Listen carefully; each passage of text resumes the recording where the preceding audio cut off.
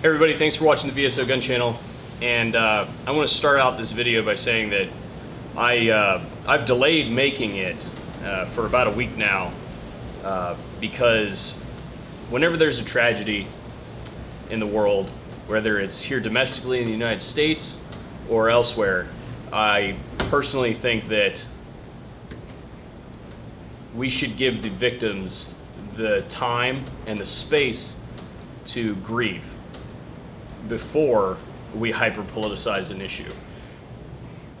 I also wanted to make sure that I had time to properly collect my thoughts and the facts before making the video.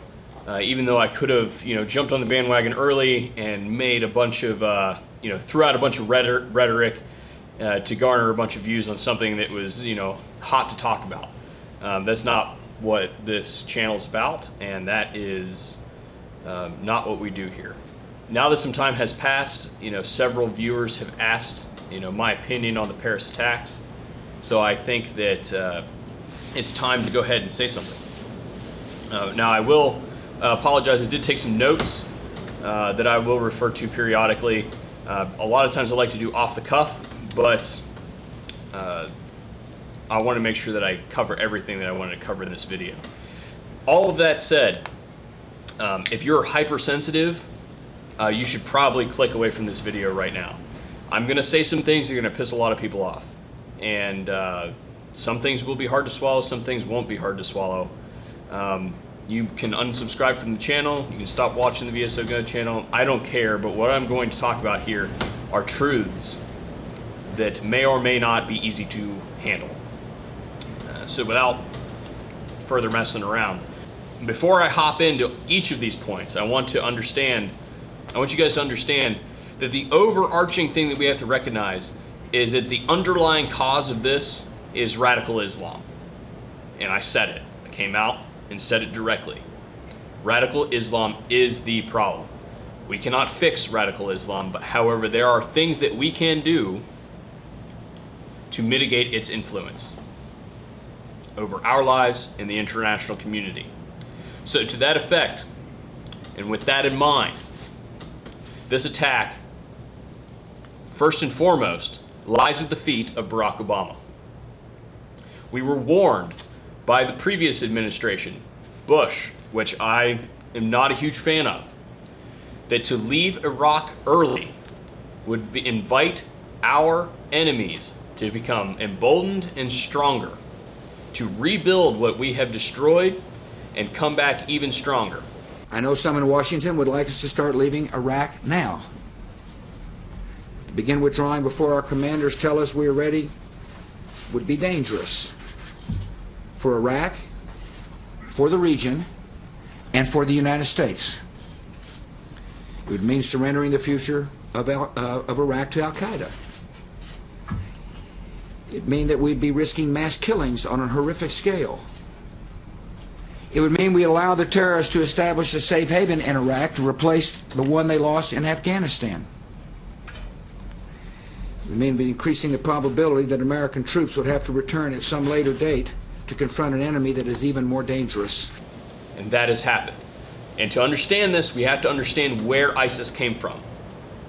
ISIS arose from the ashes of Al-Qaeda. There was a political disagreement within Al-Qaeda that gave spawn, that gave rise to ISIS.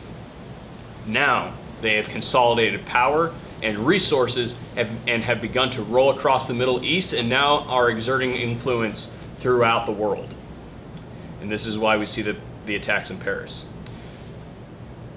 To install policies that set back the military advancements that we make in a given region.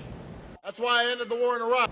For the purpose of political expediency is a criminal act. So I'm going to dig into this a little bit. And people say we shouldn't have been there in the first place. But I'm sorry, we have to go back another generation and see that the first Bush did not finish the job when we were in there. We could have taken care of it, and we did not. We have been to Iraq twice now in my lifetime. We will be in Iraq again in my lifetime. My children and your children will fight in Iraq whether you like it or not. It is a certainty that we will have to go back into the region eventually. The difference is whether we will learn from the first 2 times we were there or not.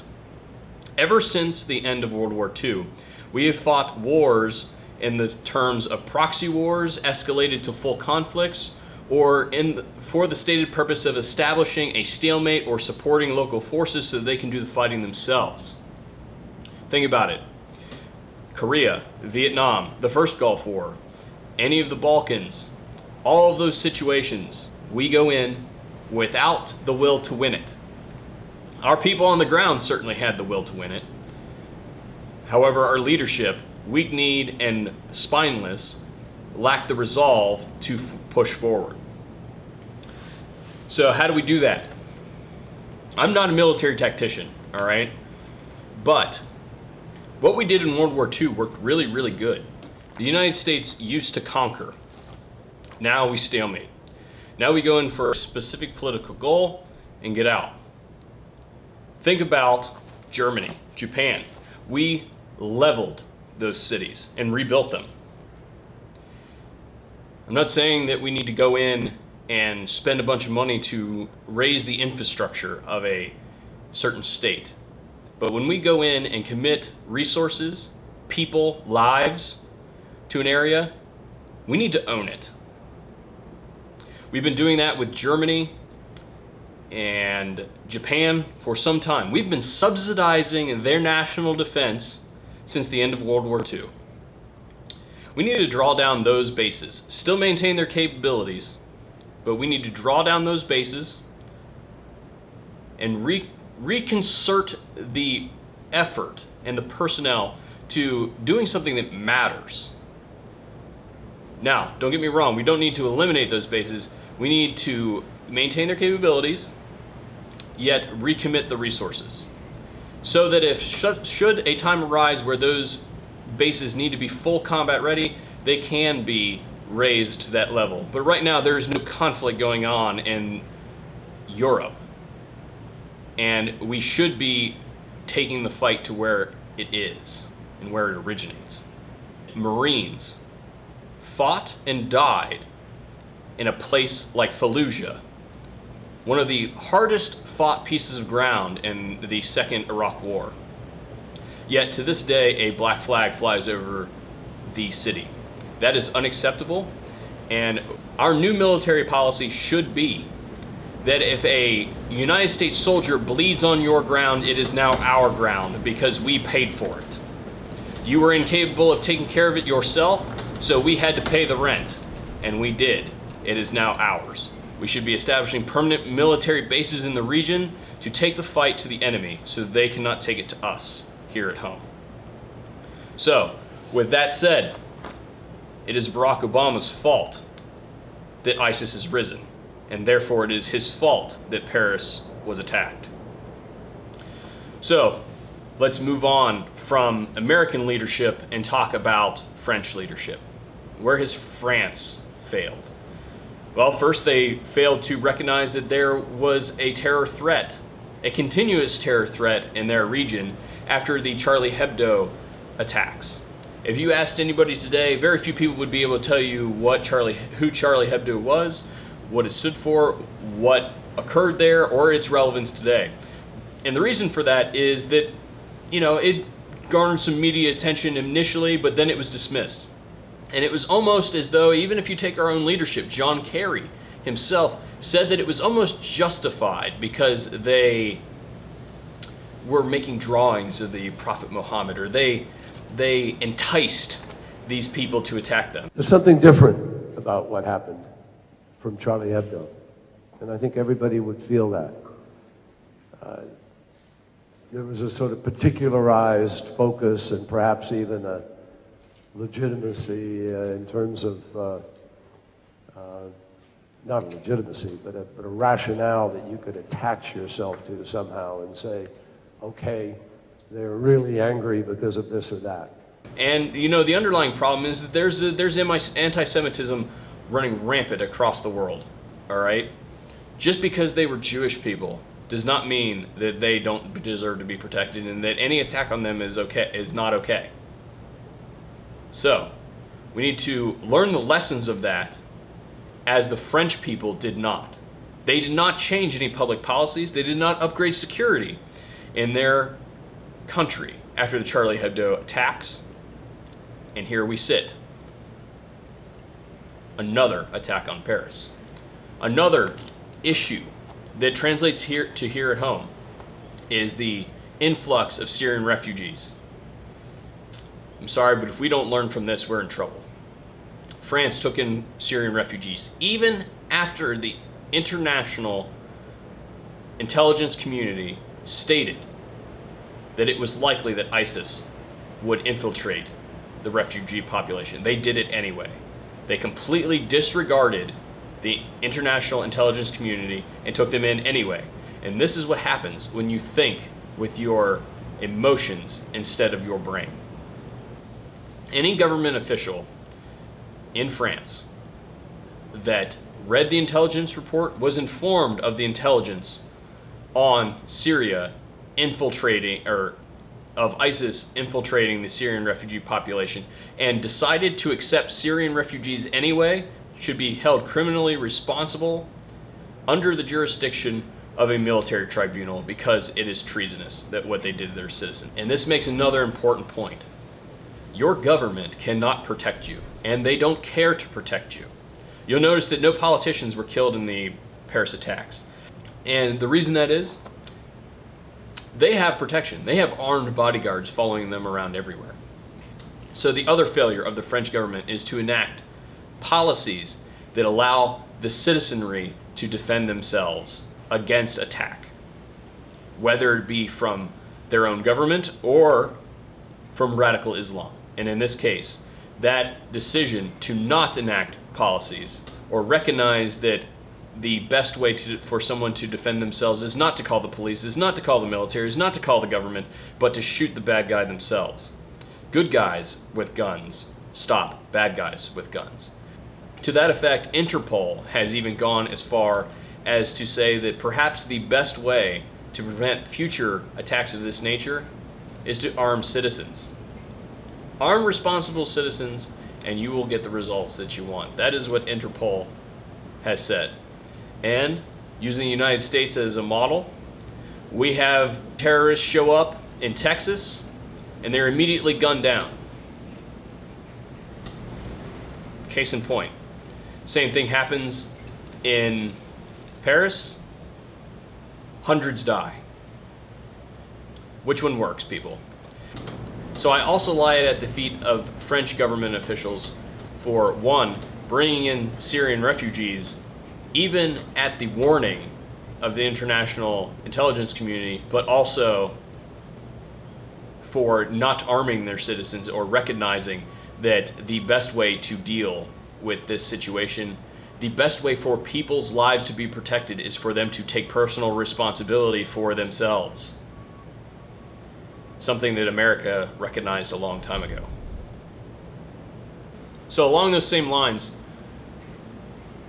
we are on the same track here in the United States.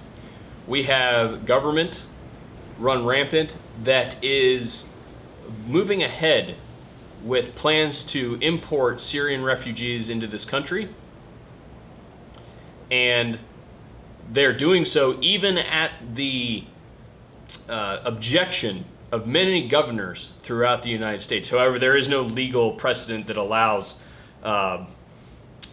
the governors of states to overrule federal immigration policies and treaties. So it would be, so they can flex their political muscle all they want. They can't really, they have no legal jurisdiction to do so, unfortunately. But that said, what we need to recognize is that our leadership is not acting in our best interest. To take in Syrian refugees into this country is to invite more terrorist acts. However, one could argue that those acts could be possible anyway because we do not secure our border. For many years now, it has been known that terrorists have been able to permeate our borders through the South with relative impunity because we do not secure our border. So what we need to do as Americans for our own country is to ensure that we elect leaders that will discontinue in totality all of the policies of Barack Obama and go in the complete opposite direction. Because without doing that, we're in serious trouble. We also need to reject all refugees and close our borders. Without control of our borders, we have no national security. Anybody can get in here at any time they desire through the southern border. And if we don't hold that in check, we will have serious issues as ISIS gets tired of working over Europe, because that it will come. We need to join with the international community on this issue and realize that if we do not do the job right the first time, we will go back and do it again. We've been there twice. Unfortunately, we will have to go back a third time, and hopefully this time around we will do it right. So there are many lessons to be learned here, and we will disregard the lessons of Paris at our peril.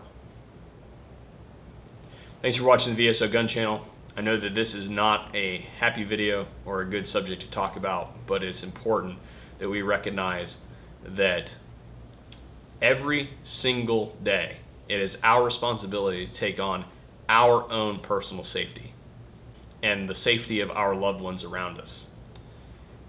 If you are a concealed carry permit holder, you have a duty to carry every single day. Now more than ever, you don't get an opportunity to go out in public and not take responsibility, because it could be you that stands between life and death for yourself and your loved ones and those around you. We have degraded our society to this point. We have accepted progressive policies. We have allowed inch by inch for the value system of our country to be degraded. And now the turmoil throughout the world is spilling into our borders. And if you don't do something about it, this country's done. I'm serious. This next election in 2016 will be defining in American history. It will either be marked as the point where we turned it around and headed in the other direction to regain our greatness in the world, or it will be the point at which America decided that we were done. So to support anybody for any office in the United States that would continue any policy of the current administration, you are not American, and you should really think about where your loyalties lie, because the rest of us won't stand for it. Go out and get some training. Learn how to use your firearm. Be humble. Understand that you are not the center of the universe, and that there are people who know things better than you do. And you need to learn those things, because hard times are upon us, and we have to stay steadfast. We have to be paying attention to everything, because crisis is coming to our nation. What we need to do is recognize it and be ready to meet it.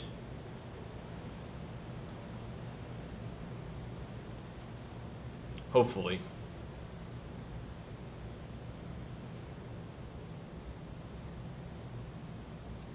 we'll be ready.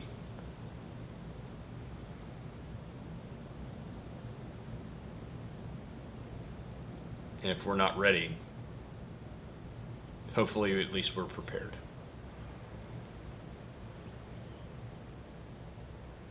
VSO out.